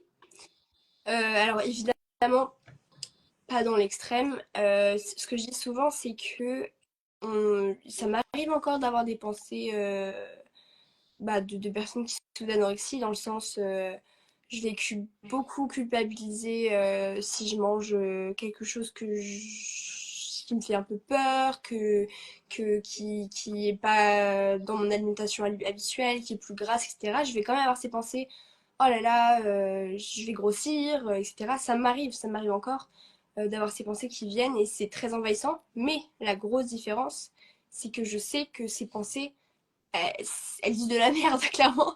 Elles disent de la merde et que je sais avec ce que j'ai vécu, il faut surtout pas les écouter et que je mets ça de côté et je passe au-dessus, même si c'est super inconfortable, je passe au-dessus et on passe à autre chose. Et puis surtout, encore une fois, de vivre ces moments de vie parce qu'en général, si je mange quelque chose de beaucoup plus gras, de beaucoup plus sucré, etc., ça va être probablement de sortie, etc. Et du coup, je me raccroche vraiment au fait que là, je passe un bon moment, un vrai bon moment, et que c'est rare et qu'il faut en profiter un maximum et que voilà, c'est la vie, faut vivre. Faut profiter de la vie. Bah oui, complètement. Hmm. Et ça, vraiment, t'avais plus aucun plaisir, toi, quand tu étais dans cette phase d'anorexie-là et Non, que... la peur était beaucoup trop présente. La peur, la culpabilité. Enfin, vraiment, c'était impossible. Impossible pour moi. Ok. Et si ça arrivait, en fait, je vais en parler un peu. Je pense pas qu'on aura le temps de trop développer, mais l'anorexie, c'est énormément lié à la boulimie, en fait. Et il y a énormément de personnes qui souffrent d'anorexie, qui, lorsqu'elles vont vouloir en sortir, vont souffrir de boulimie. Ça a été mon cas. Euh, C'est une question que je voulais te demander justement. et en fait, parce que je vais l'expliquer rapidement, mais les rares fois où en fait tu vas t'autoriser à manger quand tu es en anorexie, ça va complètement dégénérer parce que on va se dire, bon bah là, en gros, c'est bon, c'est foutu. De toute façon, j'ai défoncé, j'ai fait n'importe quoi, donc autant aller à fond et vraiment, mais tout défoncer Hmm. jusqu'à vraiment être dans un mal pas possible. Et alors, soit tu vas faire en sorte de compenser parce que c'est absolument impensable pour toi de garder ce que tu as mangé, ou alors, du coup, dans le cas de l'hyperphagie, tu vas garder, mais tu vas souffrir énormément psychologiquement parce que tu vas être dans une culpabilité énorme et aussi physiquement parce que c'est extrêmement inconfortable, évidemment. Et Digestivement parlant, je pense que ça va être ouais. horrible. Et même d'un point de vue sur le sommeil derrière, tu peux avoir. Et puis imagine un peu comment le corps ne doit rien comprendre. Il est Hmm. dénutri pendant des semaines et des semaines, et puis d'un coup, il se prend une rafale de nourriture. Alors lui, évidemment, il a envie de garder, mais... Ouais, c'est comme tout, une fois de plus, c'est en fait, tu vas dans l'extrême, et là, dans l'extrême opposé, et souvent les extrêmes ne sont pas bons, ou du Totalement. moins pas sur du long terme, quoi. Et, et ouais, du coup, énormément de personnes qui essayent de sortir de l'anorexie, ou alors même qui n'essayent pas d'en sortir, bah, tombent dans la boulimie, en fait, dans l'extrême opposé. Enfin, qui n'est pas du coup tellement... C'est extrêmement lié, parce qu'en fait, la boulimie, en général, elle survient à cause d'une grosse restriction. Ou du moins, même rien que de penser de restriction, ça peut te mener à de la boulimie. Juste le fait de te dire, ah non, là, faut surtout pas que je mange. En fait, bah, si tu manges ne serait-ce qu'un petit bout, c'est mort, c'est fini, tu vas tout déglinguer. Parce que, parce que pour toi, c'est déjà fichu, donc il faut aller jusqu'au bout. Voilà. Ouais, donc tu te dis foutu Ouais, exactement. pour foutu, on y va, quoi. Ok. Et du coup, c'est quoi, toi, les conseils que tu donnerais à quelqu'un, justement, qui essaie de sortir de l'anorexie et qui veut pas tomber dans la boulimie? Euh, c'est des conseils qu'en soi j'ai déjà entendus et oui, mais forcément quand tu l'appliques c'est plus compliqué à appliquer. Bah, ça va être simplement d'essayer d'écouter son corps et ses sensations dans le sens, en fait, s'autoriser à tout, à manger tout et n'importe quoi. Genre vraiment enlever toute barrière psychologique, physique, que ça soit, même si tu manges moins de façon équilibrée, on s'en tape. On est là, on n'est pas là pour ça, on est là pour se retrouver une santé mentale et physique. Donc, si tous les jours tu as envie de bouffer des pommes de terre, des frites, tout ce que tu veux, mange-les. Alors, évidemment, euh, toi, tu arrives à gérer la chose, dans le sens tu arrives à écouter tes sensations de faim, et ça, pareil, c'est très compliqué parce que tout est déréglé. Tu sais plus si tu as encore faim, tu sais plus si tu es complètement blindé, enfin, c'est très compliqué. Mais ça serait vraiment bah, d'essayer de s'écouter un maximum et d'enlever toute barrière de restriction en fait. Parce que la restriction, c'est la racine des deux. Euh, voilà, mais c'est évidemment beaucoup plus compliqué à appliquer. C'est plus simple de le Ouais, dire, mais plus facile à dire qu'à faire, d'où encore une fois l'importance de se faire accompagner par ouais, voilà, complètement. quelqu'un, psychologue, diététicien, nutritionniste, qui sont spécialisés dans ces domaines-là, Mm. quoi. Est-ce qu'il y a des, est-ce que toi, tu as vu peut-être des psychologues qui étaient aussi diplômés en nutrition, spécialisés en TCA, ou c'est vraiment deux corps de métier différents avec deux professionnels de santé différents qui travaillent peut-être ensemble? Alors, je n'ai jamais vu de psychologue qui avait, on va dire, un double diplôme. En revanche, j'ai vraiment eu un accompagnement pluridisciplinaire. J'ai vu psychologue, j'ai vu nutritionniste, diététicienne, j'ai vu nutritionniste spécialisée dans les TCA. Bon, voilà, je n'ai pas trop, enfin, j'ai pas trop d'avis là-dessus. J'ai vu bah, tout ce qui va être, comme j'étais encore mineure, j'ai vu beaucoup de pédiatres, pédopsie, enfin psychiatres.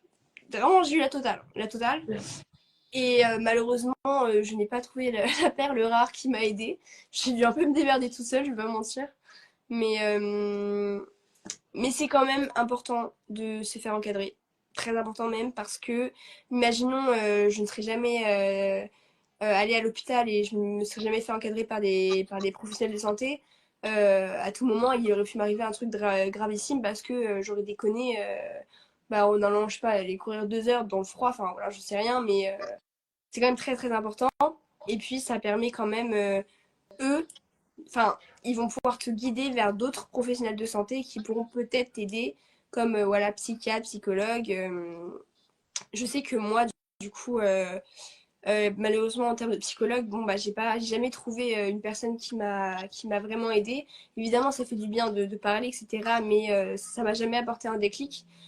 Par contre, euh, lorsque je suis allée voir un psychiatre, bon, bah, pareil, c'est physiologique, hein, mais ça m'a énormément aidé d'être mis sous antidépresseurs. Ça m'a évité voilà, de quoi. faire des bêtises. Voilà, ça m'a évité de faire des bêtises et du coup, bon, et c'est pas une solution miracle, hein, c'est un peu un cache-misère, mais ça peut t'éviter pendant une période de partir dans les extrêmes.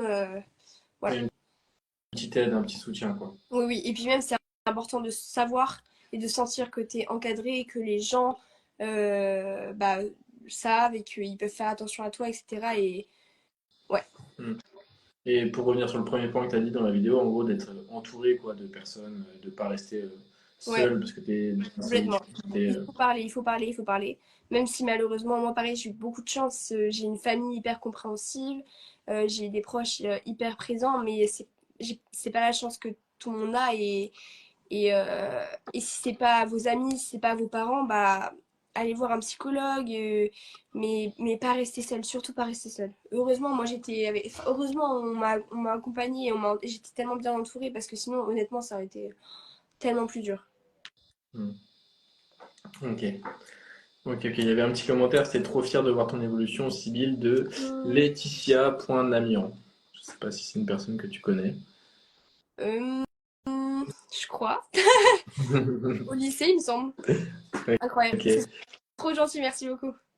Il y a une question, as-tu vécu la compétitivité avec les autres? Je sais pas dans quel sens Donc, c'était tourné la question en mode avec d'autres personnes de ton âge, d'autres personnes qui avaient des TCA. si je comprends. Oui, pareil, j'ai pas parlé de cet aspect-là, mais c'est une maladie qui est hyper dans la compétition. Et moi, c'était pas forcément en termes de maigreur. Enfin, si par exemple j'étais au lycée, je voyais mes copines, j'étais en mode, bon bah c'est moi la plus maigre. Oh, le big flex. C'est fou de dire ça, hein, mais vraiment. Mais ça serait quand par exemple c'était la cantine et tout. Je me disais, bah, je suis celle qui mange le moins, c'est bien et tout. Et si par contre je voyais que, imaginons, j'avais une amie qui mangeait genre pas beaucoup, j'étais en mode, il faut que tu manges là, il faut que tu manges. Parce qu'il fallait que je sois la personne qui mange le moins. Mais vraiment, ça te rend mais malade. Ok. Vraiment malade.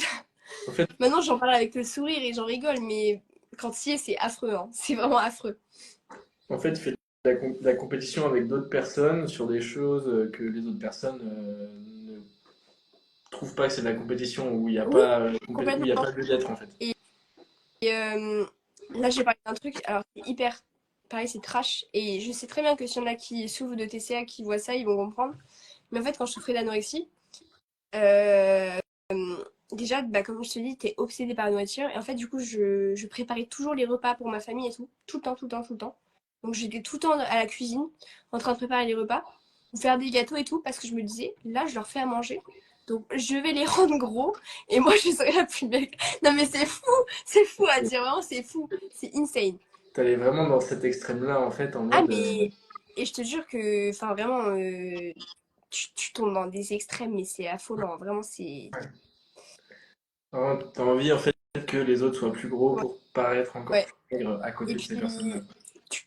puis, tu, tu deviens aussi très égoïste, en fait. Mm. Tu penses plus qu'à toi. Enfin, plus qu'à toi et à ton poids. Et les autres, tu t'en fous. Tant que toi, t'es la plus maigre. Ouais, ça te va quoi. Tu Ouais. perds un peu, ouais, t'as du mal à te mettre à la place des autres et à vouloir en fait leur bien au fond, quoi. Ah, mais ça ne t'atteint plus. Et du coup, ton entourage, est-ce qu'il a pris du poids du coup pendant la période où tu étais à la cuisine ou non, pas forcément? Honnêtement, j'en sais C'est rien. rien. Je sais pas du tout. Ouais. Après, j'étais pas en mode bon, je vais les engrosser. Mais par exemple, ma sœur a une physiologie, elle est très mince, mais elle est en très bonne santé et tout va bien et tout. Mais j'ai toujours ressenti cette compétition avec elle, alors qu'il n'y a pas du tout lieu d'être. Et maintenant, Dieu merci, je ne l'ai plus du tout. Mais j'étais vraiment en mode, il faut absolument qu'elle mange, parce qu'il faut que je reste plus mince qu'elle, surtout qu'avant, ça n'était pas le cas. Et maintenant que j'ai réussi à l'être, il faut que je continue, parce que comme ça, je serai meilleure qu'elle. Parce que j'ai toujours eu l'impression, je l'aime de tout mon cœur, hein, mais j'ai toujours eu l'impression qu'elle était supérieure à moi dans tout, en fait. Que ce soit dans les notes, dans ce qu'elle faisait, dans ses capacités, ses compétences, etc. Et du coup, moi, le fait de me dire, ah bah c'est bon, là j'ai surpassé sur ce point-là, du coup, je me sentais trop bien. Alors que c'est complètement, c'est stupide, mais c'est comme ça. C'est illogique, irrationnel, mais malheureusement, c'est ce qui se passe dans la tête d'une personne qui souffre de TCA. Ouais. Ouais, ouais, en fait, t'es plutôt dans la Ah non, rationalité. plus du tout. T'es plus du tout, ouais, t'es vraiment à l'opposé de la rationalité. Tu mets tout Complètement. sur ton poids et peu Mais importe vraiment, la manière dont tu y arrives. tout Et je tourne trouve autour de ça. Genre vraiment tout. Tout, tout, tout, tout. Tu ne penses plus qu'à ça. Et c'est en fait, c'est épuisant, vraiment épuisant. ouais. Et là, il y avait une question, du coup, est-ce que toi, tu as vécu des périodes de faim extrêmes où vraiment tu avais ultra, ultra, ultra faim, mais peu importe, tu mangeais quand même pas? Oui, c'est cool comme question parce que pareil, c'est pas hyper connu, sauf des personnes qui en souffrent. Mais du coup, c'est là aussi, quand j'ai parlé un peu de la boulimie et du fait d'essayer d'écouter, c'est là que c'est très compliqué parce que, en fait, en général, les personnes qui vont essayer de sortir de l'anorexie en se renourrissant, bah, en fait, quand tu commences à manger, comme je te l'ai dit, tu ne ressens plus du tout la satiété. Mais vraiment plus du tout. Parce que tu as été pendant tellement longtemps dans une restriction à l'extrême, en fait, ton corps, il a juste besoin de reprendre, reprendre, reprendre, reprendre. Parce qu'il a été tellement restreint. Et du coup, tu auras beau manger des tonnes et des tonnes et des tonnes, tu ne ressentiras pas la satiété et tu auras toujours envie de manger plus. Et du coup, bah déjà, d'un point de vue mental, c'est hyper dur parce que toi, déjà, tu essaies de sortir d'un trouble qui tourne autour de la restriction. Et en plus, là, du coup, tu essaies d'en sortir et tu tombes en mode dans l'extrême où tu as envie de tout manger, tout manger, tout manger. Mais c'est pas non plus de la boulimie. C'est pour ça que c'est très très compliqué. C'est très compliqué de faire la distinction des deux et de ne pas tomber dans l'extrême. Euh, Puis pareil, quand tu as cette période de faim extrême, du coup, il y a cette limite entre est-ce que je suis vraiment en train d'écouter mon corps ou est-ce que je pars dans des extrêmes qui tournent vers la boulimie. Mais oui, en tout cas, ça m'est arrivé. Et si quelqu'un qui voit ça en souffre, c'est dur, c'est très, très dur psychologiquement. Mais essayez un maximum d'écouter votre corps et de ne pas vous restreindre si vous avez faim, si vous ressentez encore la faim. Écoutez votre corps et continuez à vous nourrir tant que vous serez rassasié physiquement et mentalement. Parce qu'il ne faut pas oublier que oui, il y a la restriction physique, mais mentale, elle est encore plus présente.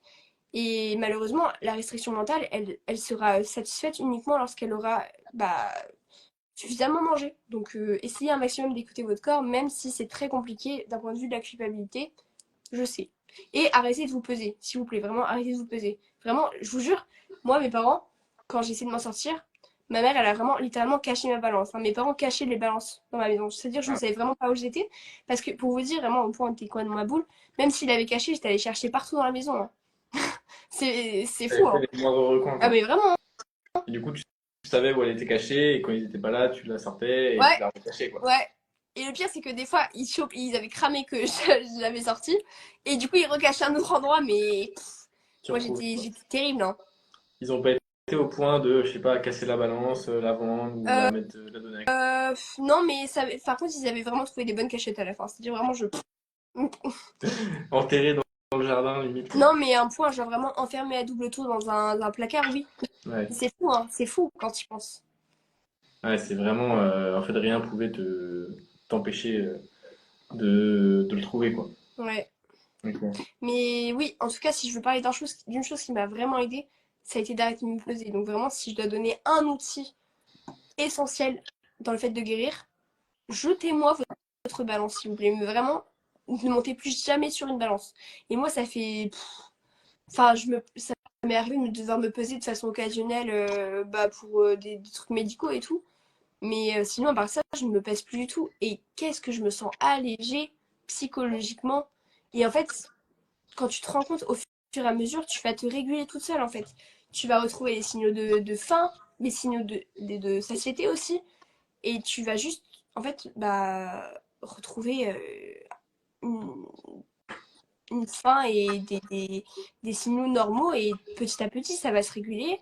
Euh, pour donner un exemple, il y a 2 ans maintenant, la période où j'ai repris du poids, je n'avais pas du tout le même visage et tout. J'étais ballonnée de partout. Enfin, en fait, le corps stocke tellement que ça soit tout, en fait, de l'eau, tout. Donc, j'étais extrêmement ballonnée. J'étais très joufflue et tout. Mais tout ça, ça se régule au fur et à mesure. Pareil, au départ, en fait, on stocke énormément au niveau du ventre. Bah, pareil, c'est une question de protéger les organes vitaux, en fait. Mm. Et petit à petit, ça se régule. Ça se régule. Donc, le corps est vraiment très, très, très bien fait. Oui, ça se revient à ce qu'on disait tout à l'heure. Ouais, ouais. Ton corps, il retrouve l'équilibre, la satiété, la faim, tout revient à la norme au bout de quelques mois, tu vois. Ouais.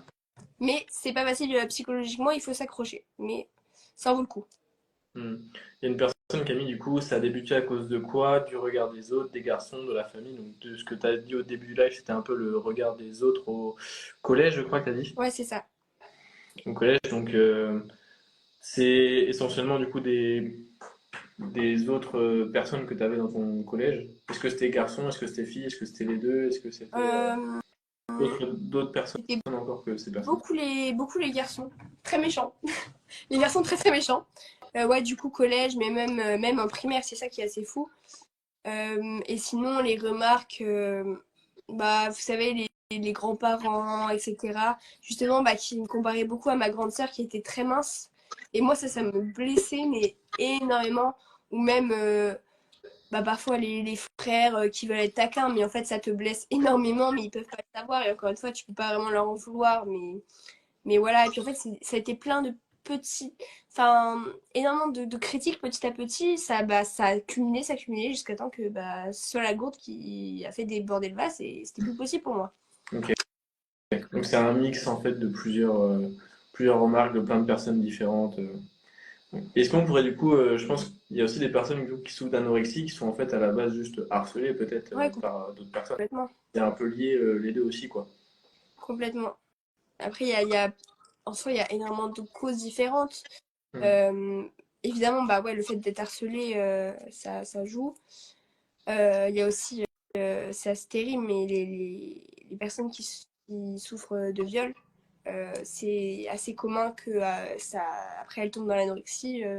Bah là, ça part vraiment du suicide à petit feu. Le but, là, c'est pas spécialement de maigrir, mais c'est en fait le fait de vouloir s'effacer et de plus nourrir. Et voilà. Hmm. Ouais, c'est vraiment ouais, comme tu dis, vouloir s'effacer, et en fait, c'est un suicide à petit feu. Ouais, c'est ça. Tu utilises cette manière-là pour t'effacer C'est petit à petit. Ok. ça.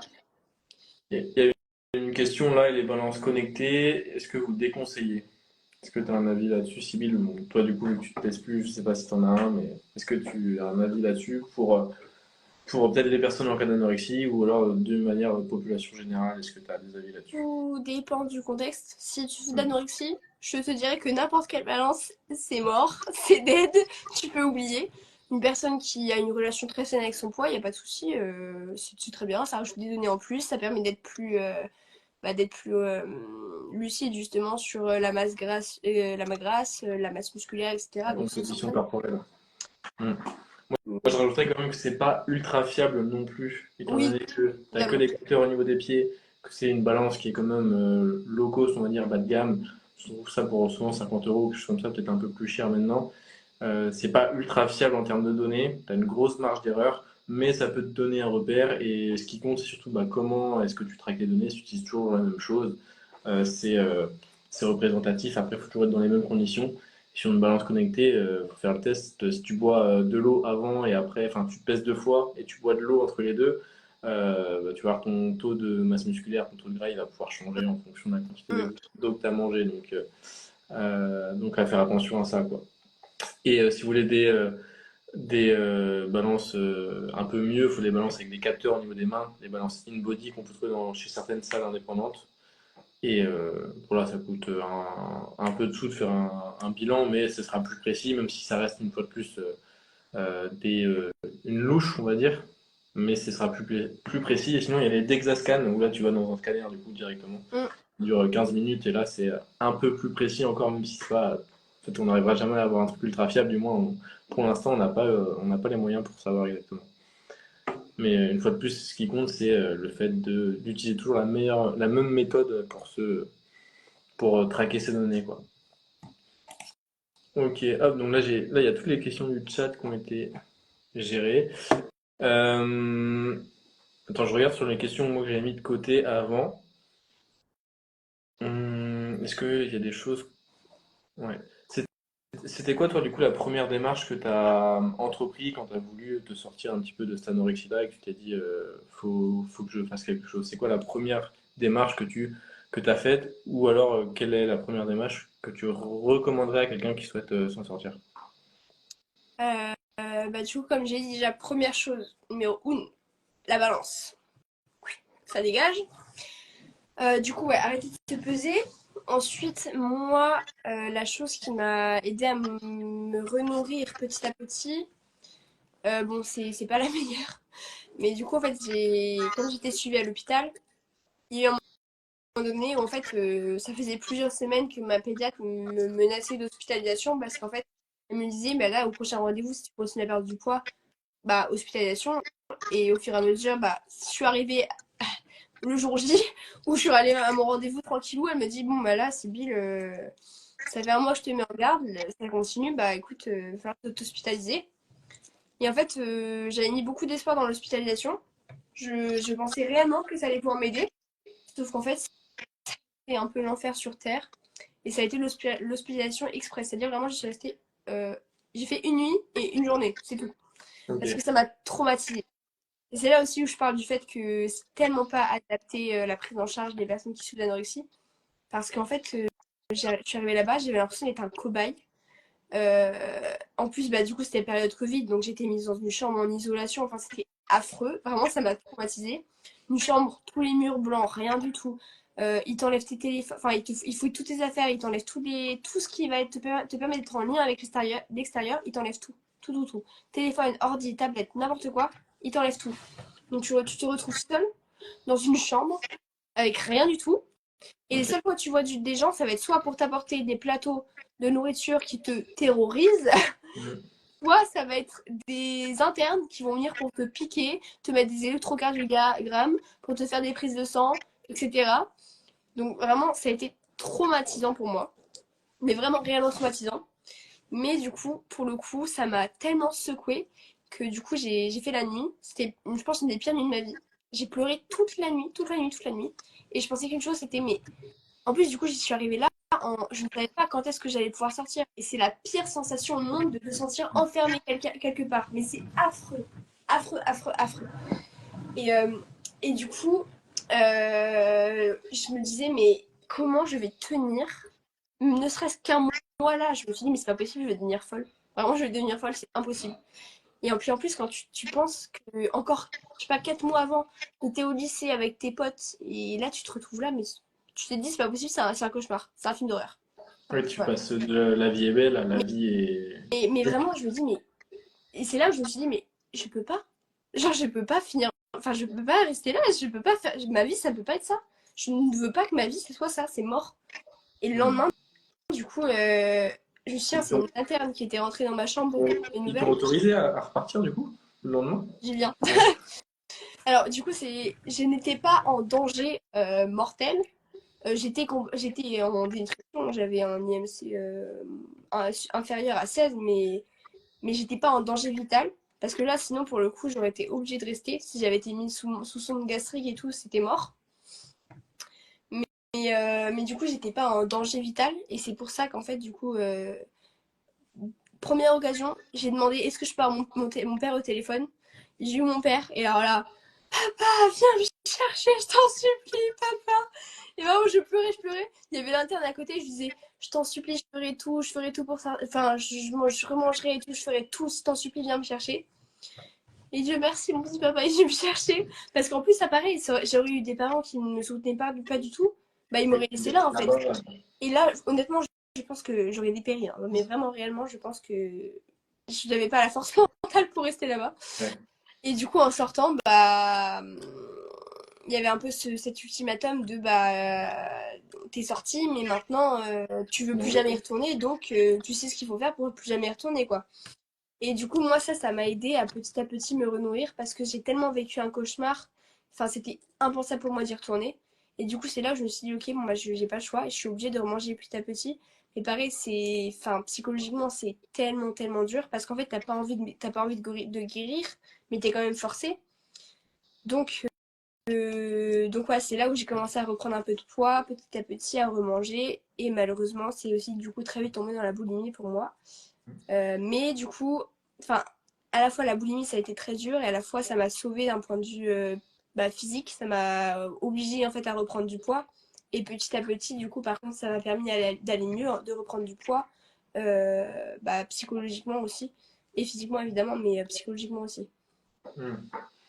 Et du coup, en fait, tu as quand même eu un petit déclic qui a été le fait de passer 24 heures en gros en hospitalisation. Bah, Enfin, ça t'a malheureusement, quand ça même eu un petit déclic, quoi. c'était pas un déclic en mode je veux guérir, c'était un déclic en mode je ne veux plus jamais y retourner, donc je suis obligée quoi.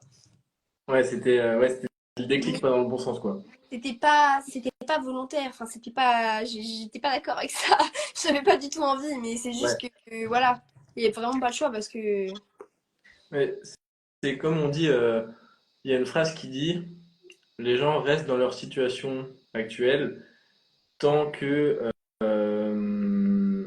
ça leur fait moins mal que le fait de changer, tu vois, mm, que la douleur de mettre des actions en place pour changer. Du ouais, coup, complètement. là, c'était un peu dans ton cas, en fait, là, tu t'es dit, en fait, la situation dans laquelle je suis, ça sera moins difficile de changer que de retourner là-bas, en fait. Ouais, carrément. Je pense que c'est un peu ce qui s'est passé dans ta tête et que du coup, bah, Ouais, complètement. t'as ce qu'il a fallu derrière, tu vois. Et j'ai une question, du coup, combien de temps, toi, ça t'a mis, entre guillemets, pour sortir de cette anorexie, entre le moment où là, tu sors de l'hôpital et où ça va mieux, et d'ailleurs, est-ce que tu revois des professionnels à ce moment-là pour qu'ils te disent, bah là, c'est bon, vous êtes plus sorti est-ce que, enfin là, t'es sorti de l'anorexie, t'es plus dedans, est-ce qu'il y a un diagnostic, en fait, derrière qui est fait, tu vois? Alors du coup après l'hôpital, c'était hors de question pour moi de retourner là-bas et de ne voir rien que ne serait-ce qu'un médecin, c'était hors de question parce que moi j'avais peur qu'on me chope et qu'on me remette là-bas. Du Hmm. coup, j'ai coupé les ponts partout. Alors, je ne recommande pas forcément, hein. Mais j'ai complètement coupé les ponts et je me suis dit là c'est bon je me démerde toute seule mais plus jamais je retourne là-bas parce que ça m'a traumatisée. Et du coup non j'ai pas eu de diagnostic entre guillemets de bah madame vous allez beaucoup mieux c'est bon vous êtes sortie. Mais en termes de durée je pense que ça m'a pris en termes on va dire physiquement aller beaucoup mieux et de nouveau être en bonne santé ça a dû me prendre 1 an. Je veux dire Ok. 1 an le fait de ouais, peut-être pas un peu moins. Je veux dire 8 mois. Ouais, 8 mois de retrouver mes règles, par exemple. Hmm. Et ça, j'ai eu énormément de chance parce qu'il faut savoir qu'il y a des femmes qui vont prendre des années à retrouver leurs règles, hein, vraiment. J'ai eu beaucoup, beaucoup de chance. Mais du coup, ouais, je veux dire 8 mois, j'avais retrouvé une bonne santé physique. Par contre, mentalement, c'était horrible. C'était Ok. vraiment horrible. Vraiment, j'étais. En fait, du coup, là, j'avais repris du poids, en partie à cause de la boulimie. Et du coup, en fait, j'étais encore dans cette maladie où je me disais, mais je suis énorme, j'ai pris tellement de poids et je veux encore maigrir. Et là, tu es obligé d'accepter ton image corporelle, mais t'as pas le choix. En fait, enfin, tu peux plus revenir en arrière, c'est impossible. Et du coup, c'est vraiment une des phases qui a été les plus dures pour moi.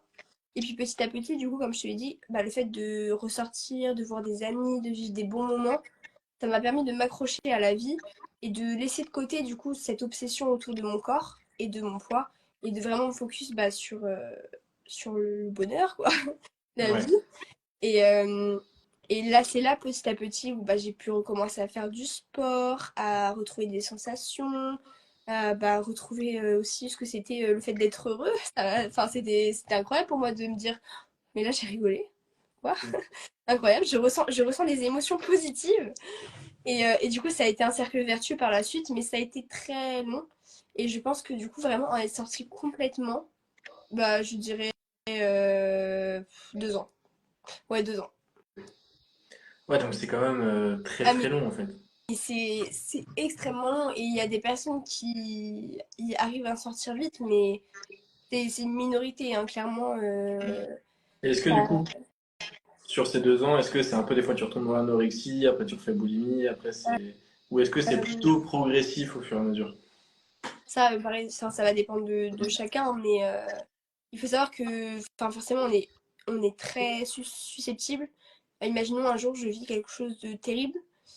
C'est possible que je projette ça sur mon alimentation, tu vois. C'est une possibilité. Enfin, je vais être beaucoup plus sensible de ressouffrir d'anorexie qu'une personne lambda, évidemment. Après, moi, sachant ce que j'ai vécu, ça m'a tellement traumatisée.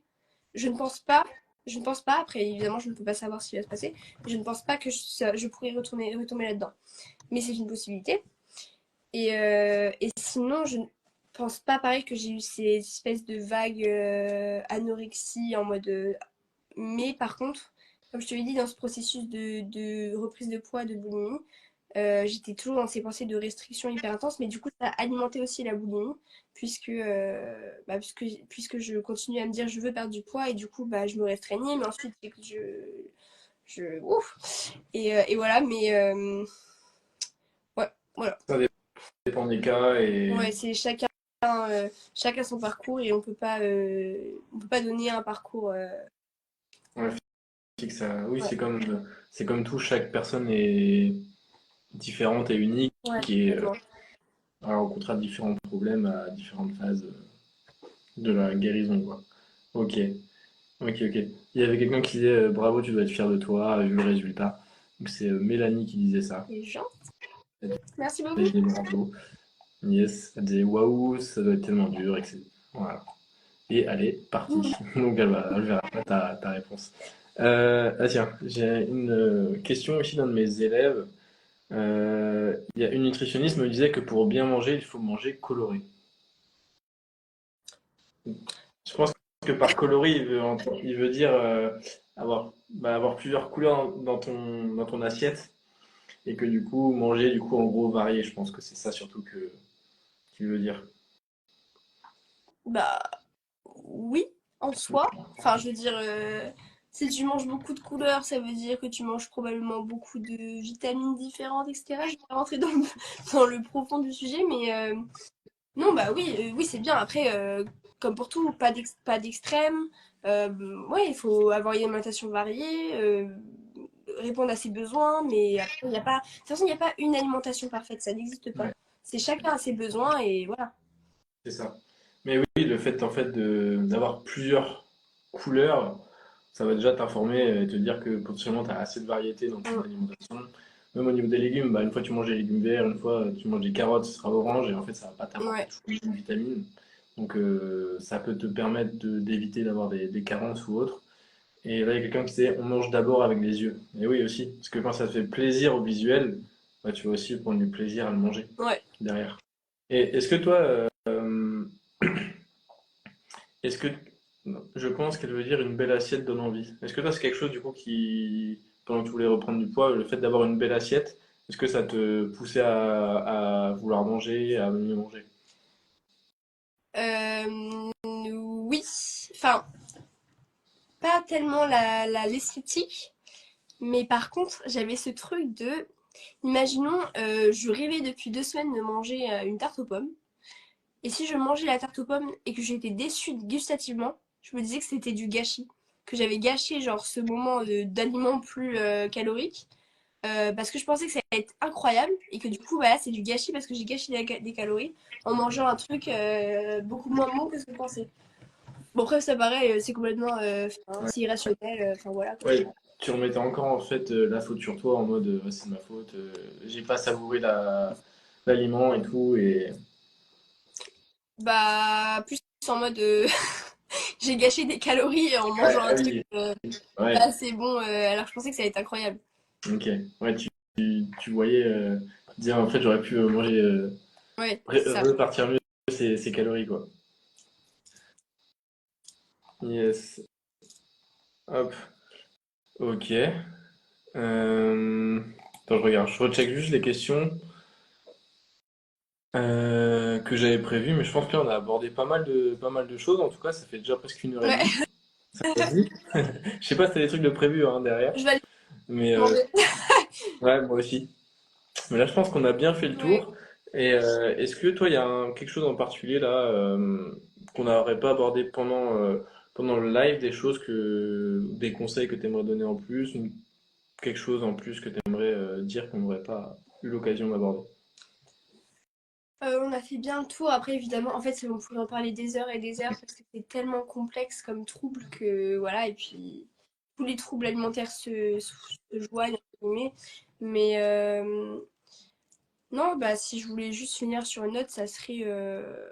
Bon, c'est assez bateau, mais de jamais rien lâcher et de s'accrocher à la vie, même dans les moments les plus difficiles et surtout dans les moments où on pense réellement que c'est impossible de sortir de cette situation, peu importe la situation, que ce soit dépression, enfin, maladie, etc.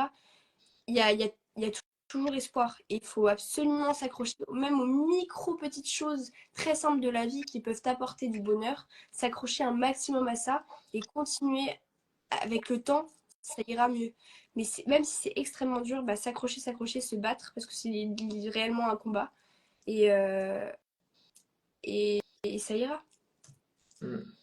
Je- Pendant le live, tu as vraiment beaucoup parlé de mettre le plaisir en avant, Mm. mettre quelque chose qui donne des émotions que tu aimes bien faire. Ça, c'est vraiment quelque chose, je pense, qui est du coup, de ce que j'ai compris, qui est primordial en fait quand tu souffres d'anorexie. Et de vraiment faire des activités qui vont te donner le smile et qui vont te donner Ouais. en fait envie de voir des gens aussi et de pas t'isoler. Et quand tu vas voir des gens, tu vas avoir plus d'occasions sociales avec eux, tu vas avoir, voilà, ça va te permettre de t'en sortir mieux déjà d'un point de vue psychologique avant même d'aller mieux dans ta nutrition entre guillemets quoi. Après, encore une fois, Mm. chacun a son parcours. Moi personnellement, c'est vraiment quelque chose qui m'a sauvée réellement, hein. J'ai lié des amitiés super fortes qui m'ont vraiment sauvée. Et pas parce qu'elles m'ont soutenue dans le sens bah, accompagnée dans ma maladie. Justement, en fait, c'était une période où j'essayais de cacher un maximum que je souffrais de ça et de un maximum bah, passer à autre chose et faire des choses qui n'ont rien à voir avec ça. Et moi, ça m'a énormément aidé. Mais après, c'est vrai que ça arrive plus tard, entre guillemets, dans le parcours de guérison. Ça peut pas être au tout début, c'est impossible, puisque Mm. quand on est encore dans la chute, on va dire, de toute façon, tu t'isoles. Donc, c'est pas compatible. Mais par contre, lorsqu'on veut en sortir et qu'on essaie d'en sortir, moi, enfin, c'est vraiment ce qui m'a sauvé, hein. Les liens humains, en fait, ça m'a Mm. sauvé. Ouais. Ouais, vraiment pouvoir en fait te vider la tête, ne pas penser à ça, créer des liens et faire des choses que tu aimes. Complètement. Et vraiment, bah, revoir, en fait, en quoi la vie, enfin, ce que la vie peut t'apporter, autre que bah, cet enfer que tu as vécu, quoi. Ok. Et tiens, il y a une question là qui peut être pertinente, je trouve. Est-ce qu'un jour tu as envie d'avoir un enfant et comment est-ce que tu te projettes sur cette grossesse? Parce que du coup, toi, si tu as envie d'avoir un enfant, automatiquement, bah, un jour, il faudrait que tu prennes du poids via la grossesse. Est-ce que toi, c'est quelque chose que tu appréhendes? Est-ce que c'est quelque chose que tu as peur? Ou au contraire, c'est peut-être une grossesse que tu pas du tout encore pensé sur le sujet ou tu pas envie d'avoir un enfant? Bon, alors déjà, j'ai 20 ans. J'ai 20 ans, donc j'ai le temps de mûrir le projet. Euh, alors, j'en parlais récemment avec des amis. En fait, je n'ai pas envie d'avoir un enfant. Pour moi, un enfant, c'est vraiment le produit d'une relation. Enfin, c'est le fruit d'une relation amoureuse. Enfin, donc, c'est deux personnes qui s'aiment et tu vas avoir un enfant. Et pour moi, enfin, par exemple, si dans 20 ans ou dans 10 ans, je suis. Dans 10 ans, si je suis seule, non, je veux pas d'enfant. Enfin, je voudrais un enfant parce que j'aime la personne avec qui je suis. Pour moi, enfin, après, c'est vraiment très personnel, hein. C'est pas un objectif de ma vie d'avoir un enfant. Ce sera uniquement vraiment si je suis avec une personne que j'aime profondément et que voilà. Et sinon, d'un point de vue vraiment de la prise de poids, pour le coup, non, pas du tout. Enfin, je suis arrivée à un stade, pas du tout. Pour moi, c'est totalement naturel, c'est vital de prendre du poids et c'est pas du tout quelque chose que je redoute. Après, oui, évidemment, il y a forcément. Enfin, ça doit forcément être très compliqué de voir son corps changer énormément comme ça. Et puis l'après, il doit être très dur aussi. Mais non, pour moi, enfin, c'est magnifique, hein. Personnellement, je trouve ça magnifique. Pareil, encore une fois, de voir ce que le corps est capable de faire, enfin, c'est Oui, incroyable. c'est ouf. Et non, c'est magnifique de pouvoir donner la vie. Après, c'est vrai que par contre, si un jour j'ai des enfants, particulièrement des filles, j'aurais très très très très très très très peur qu'elles souffrent de ça. Parce que vraiment, ça C'est la question que je voulais te poser. Est-ce que t'aurais peur? Et du coup, est-ce que, je sais pas, ça a été prouvé que peut-être l'anorexie, ça peut être génétique? Est-ce qu'il y a des preuves ou au contraire, il n'y a pas du tout de lien génétique et c'est il me semble pas qu'il y a lié? eu des études, je saurais plus te dire, mais normalement, je ne peux pas dire de conneries, mais ce n'est pas génétique. Par Ok. contre, imaginons, je souffre encore d'anorexie et j'ai quand même un enfant. Bon, déjà pareil, ça c'est un contexte, ça arrive, mais c'est extrêmement rare parce qu'évidemment, c'est pas très compatible logiquement. Mais ça Mm. arrive, ça arrive. Le fait d'avoir des comportements de personnes anorexiques, enfin qui souffrent d'anorexie, et d'avoir un enfant, c'est extrêmement toxique parce que l'enfant il va reproduire les comportements de l'adulte et Ouais. c'est. Mais et moi ça me fait terriblement peur, ou même que ça soit extérieur à moi et que, enfin c'est pour moi ça serait vraiment terrible de voir mon enfant souffrir de ça, ça serait Mm. affreux. Mais et après bon bah évidemment je serai là pour l'accompagner. Ouais. Après, il sera quand même dans de meilleures conditions, entre guillemets, que Oui, quelqu'un qui n'a pas oui, eu bah oui, bien d'enfant. sûr, parce que je comprendrais à 100% ce qu'il vit, mais c'est vrai que, enfin, en fait, l'ayant vécu, c'est tellement un enfer, et surtout de voir mes parents, qui eux, pour le coup, ne connaissaient pas du tout cette maladie, vivre ça avec moi, mais pour le coup, c'est traumatisant pour moi, mais pour eux aussi, hein. Et mes frères et mes sœurs, ma sœur et tout, vraiment, et ça me fend le cœur quand j'y pense, vraiment, Ouais. c'est terrible, c'est terrible. Au, au niveau de l'entourage, ça a beaucoup de ce que j'ai compris, ça a vraiment beaucoup d'impact sur ton entourage. Euh, Et ça change beaucoup de choses, enfin de leur côté, tu vois. Ça doit être pesant pour eux, ouais. même dans la vie du quotidien, vivre avec une personne qui est anorexique, comme tu l'as dit, c'est, alors je sais plus si c'est le terme que tu as dit, mais c'est invivable, ou du moins c'est, tu vois, tes amis voulaient plus sortir avec toi parce que, Ouais. ouais, non, Bah, je c'est pense, compliqué, surtout qu'en plus, moi, quand j'ai souffert d'anorexie, bah, typiquement, mon petit frère était assez jeune, enfin, ils comprennent pas, enfin, ils comprennent pas ce que je vis, mais au bout d'un moment, ils sont quand même obligés de rentrer, enfin, dans ce cercle de la maladie, ils sont obligés de comprendre ce que c'est, que bah, ils sont tout le temps avec moi, et ils voient ce que c'est, et c'est terrible aussi pour eux de voir leur sœur bah, mourir à petit feu, c'est horrible. Et j'y pensais, ce matin, j'y pensais, je me disais, mais si j'avais sauté le pas voilà, mais, mais quand j'y pense à les laisser comme ça, mais quelle horreur. mm, Et c'est là, je me dis, mais punaise, qu'est-ce que je suis fière de m'être battue jusqu'au bout et d'être sortie de ça, parce que maintenant, d'y penser, genre, me dire que j'aurais laissé mes parents et mes frères et sœurs, bah, orphelins comme ça, mais c'est affreux. ouais. T'as t'as pas envie de les laisser et que, en fait, en fait, tu te fais du mal à toi, mais à ton Bah entourage, tu peux leur faire oui, bien sûr. autant de mal que ce que tu te fais à toi-même, quoi. Et puis personnellement, encore une fois, j'ai eu énormément de chance parce que bah, mes parents étaient hyper présents. Mais en fait, pendant un an, l'année la plus dure, entre guillemets, vraiment, mes parents enfin, j'étais leur centre du monde. Et ça aussi, c'est vraiment difficile pour les frères et sœurs, surtout si ils sont plus jeunes, bah, que toute l'attention soit monopolisée sur toi et plus sur eux. Enfin, c'est extrêmement dur. Et ça aussi, ça peut créer des traumas chez eux. Des Alors conflits, que, ouais. bon, évidemment, c'est pas volontaire, mais c'est également vraiment pas facile pour eux. Donc voilà, c'est. Ouais. C'est compliqué. Ouais, écoute, là, il y a un petit commentaire, je pense que ce sera le mot de la fin. Elle te dit, donc c'est Poupette Amélie, qui a posé quelques questions depuis tout à l'heure. Elle dit quelle maturité, sa façon de s'exprimer, d'expliquer en toute transparence, bravo. Si seulement votre live pourrait être partagé, ça Oh, sauverait des vies. c'est trop gentil, merci beaucoup, ça me touche Ouais. beaucoup. Ouais.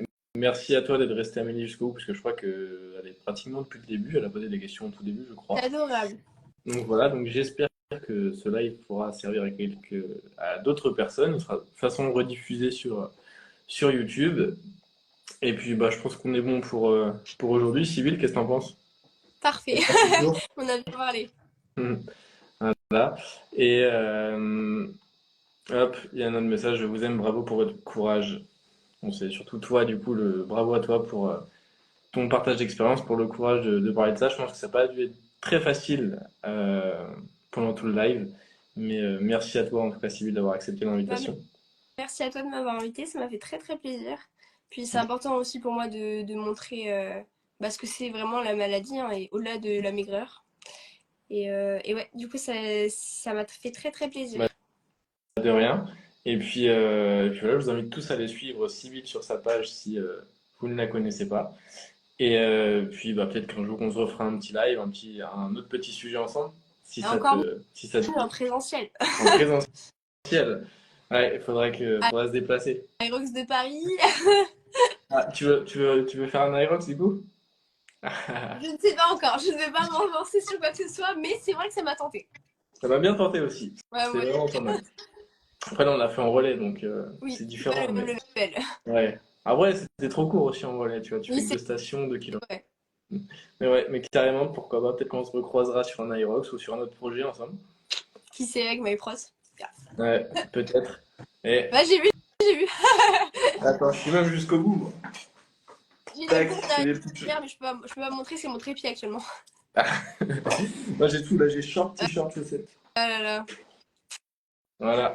Bon, allez, passez une très bonne soirée. Merci beaucoup, Sybille. À toi. Bon appétit, du coup. Ouais, toi aussi. Et puis, à très bientôt. Merci Allez, beaucoup. salut, Salut. Sybille. Ciao.